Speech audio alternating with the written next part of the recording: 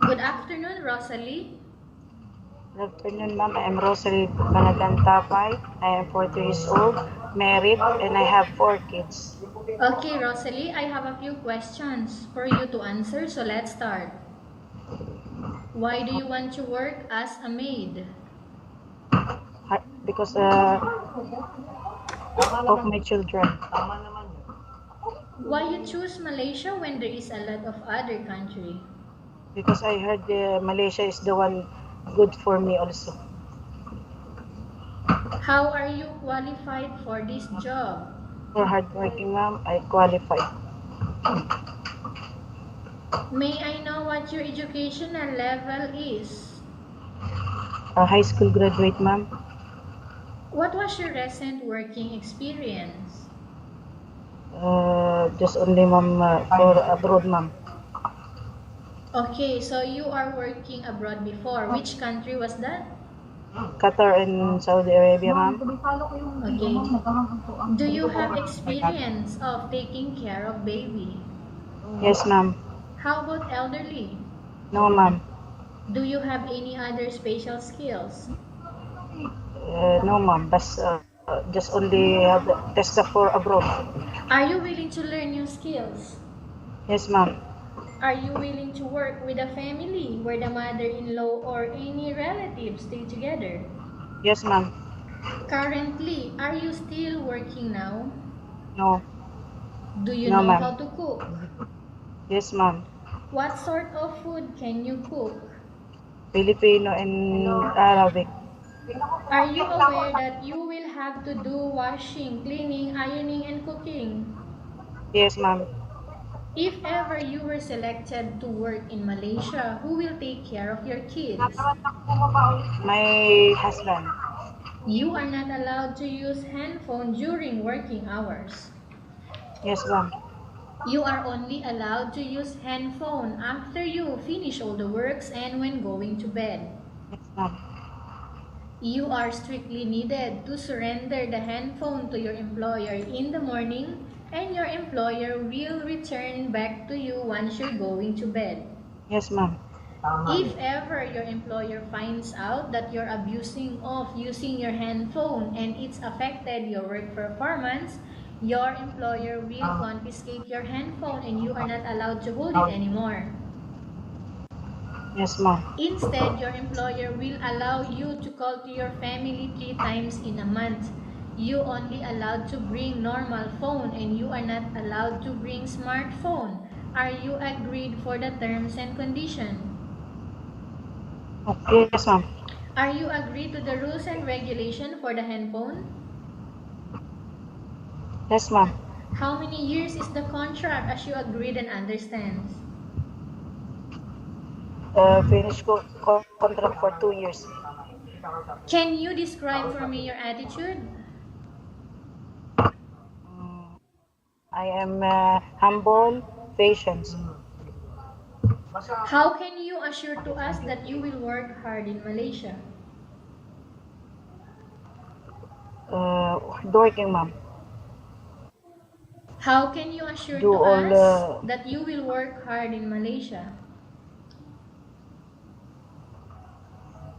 do the skill for cleaning, taking care of babies and children. What is my assurance Cleaning, that ma'am. you will work hard in Malaysia? For hardworking, ma'am. What is our assurance that you will work hard in Malaysia? Um,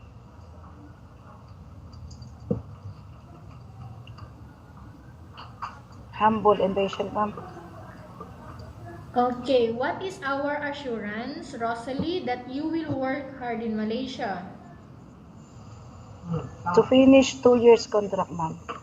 Okay, so that's our assurance that you will be okay hardworking here in Malaysia by finishing your 2 years contract. Yes, ma'am. Not lesser than 2 years contract, No, ma'am. okay? No, ma'am.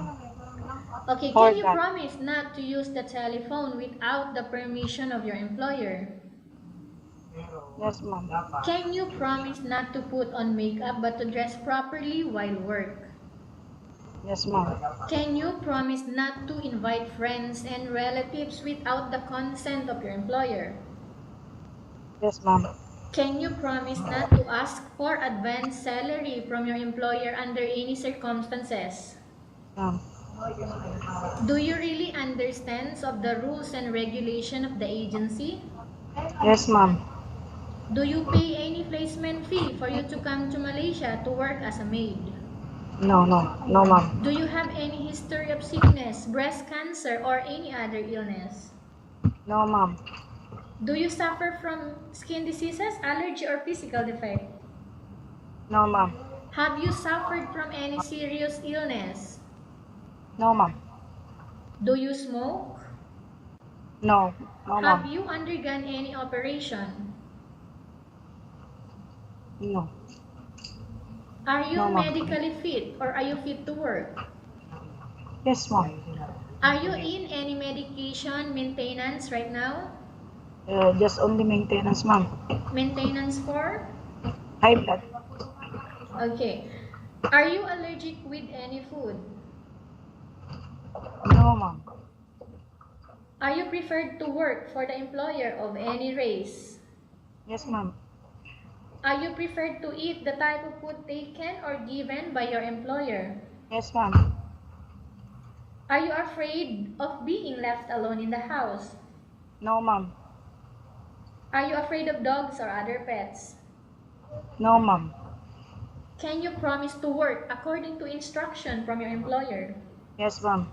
Do you have family members or friends working in Malaysia? No, ma'am. Okay, Rosalie, we have finished our question section. Let's go to case study. I have a case study for you and I want you to answer me truthfully.